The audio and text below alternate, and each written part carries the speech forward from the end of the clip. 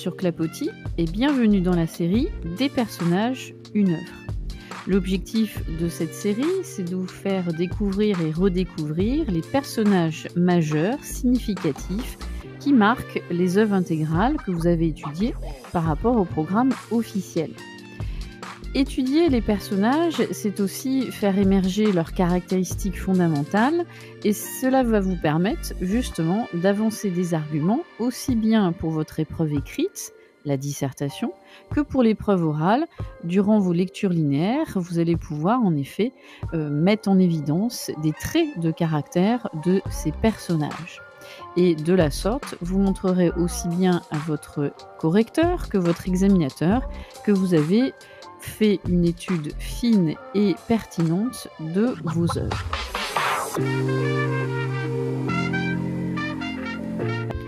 Alors, dans cet épisode, nous allons nous intéresser à un personnage marquant, majeur, de la princesse de Clèves de Madame de La Fayette. Ce personnage n'est autre que le duc de Nemours. Alors, comme pour les autres personnages, on va bien sûr le situer dans l'intrigue et en présenter ses caractéristiques afin que vous puissiez utiliser cela comme argument, aussi bien lors de vos lectures linéaires pour l'oral que lors de vos réflexions durant la dissertation. Alors, ce fameux duc de Nemours, tout d'abord, il appartient à une famille de la haute aristocratie et il nous est présenté, dès son apparition, comme un jeune homme physiquement étant un, je cite, « chef-d'œuvre de la nature ».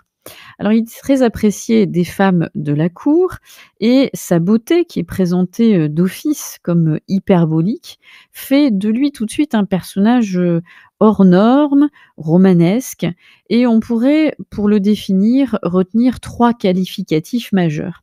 Sa galanterie, sa séduction et son ambition.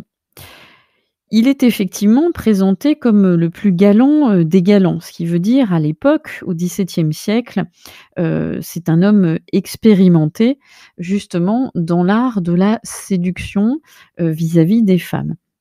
Et d'ailleurs, on sait et on comprend très rapidement qu'il a plusieurs maîtresses et que justement sa séduction fait de lui quelqu'un d'ambitieux puisqu'il est prêt à épouser, nous dit le narrateur, il est prêt à épouser la reine d'Angleterre. Alors bien sûr, c'est un fait inventé par Madame de La Fayette, mais qui a pour objectif de montrer combien il est ambitieux et combien il a l'intelligence de se servir de son arme qui est la séduction grâce à son physique avantageux.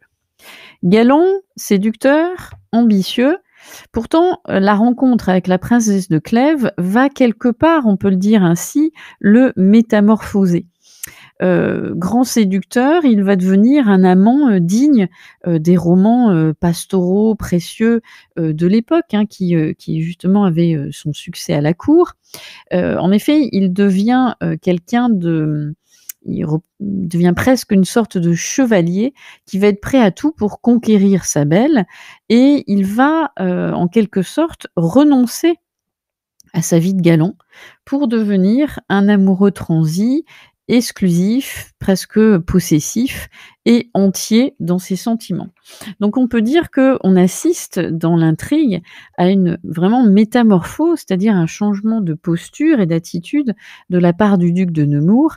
Cet être léger, frivole au début de l'intrigue se transforme grâce, on peut dire, à la passion que va éprouver la princesse de Clèves à son égard.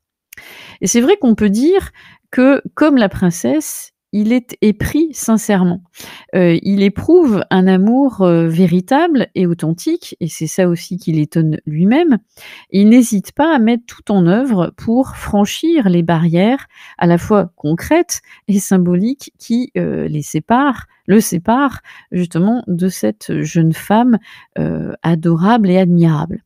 Donc on peut dire que d'un personnage hypocrite qui porte le masque de la cour et des conventions sociales de la cour, on assiste à l'apparition d'un jeune homme sincère et qui éprouve une vraie passion pour la princesse. Alors sa passion n'est pas tout de même la même que va éprouver la princesse. Passion, au sens latin du terme, c'est la souffrance physique et morale. Alors certes, il souffre, mais pas autant qu'elle. Et on pourrait dire presque qu'il vit sa passion sur un mode différent de la princesse de Clèves. À la différence de cette dernière, finalement, il s'avère aussi aux yeux du lecteur peu enclin à analyser ses sentiments. Il n'est pas, contrairement à la princesse, dans une introspection, un questionnement intérieur qui va lui faire parcourir tout un cheminement vers l'accès à la raison. Lui, il est plus volontiers dans l'action. Il est plus justement enclin à agir face à une passion qui lui résiste. Et d'ailleurs, pour preuve, hein, lorsque la princesse devient veuve, donc à ses yeux libres, on ne peut pas dire qu'il s'emploie beaucoup à comprendre l'attitude de celle-ci. Donc ce n'est pas un psychologue averti, il ne fait pas d'introspection, et même si on peut dire que son amour est sincère vis-à-vis de la princesse de Clèves, et c'est vrai que c'est un amour réciproque, son amour ne survivra pas à la raison qui va guider sans cesse la princesse de Clèves. Et donc, certains s'accordent à dire que, au final, il reste malgré tout un personnage superficiel et qui n'a pas justement les tourments d'une passion aussi sincère que celle de la princesse qui, elle, pour le coup, va véritablement souffrir physiquement et moralement. Pour autant, il est un ressort essentiel de l'intrigue, car c'est grâce à lui, grâce à son attitude, son comportement, que la princesse va évoluer psychologiquement et va accéder à la vérité, ou du moins sa vérité, qui va consister bien sûr à prendre la décision finale, à savoir s'éloigner de la cour, partir au couvent pour retrouver une véritable vie intérieure. Donc il est important, bien sûr, pour l'évolution de l'intrigue et l'évolution de la princesse de Clèves.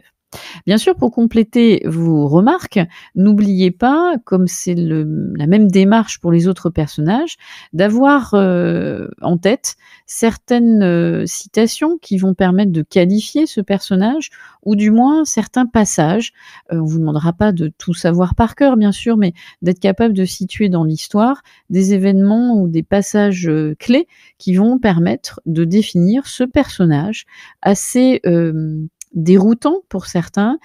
Certains vont toujours le qualifier de superficiel, de simple représentant d'une cour hypocrite et marquée par les ambitions personnelles.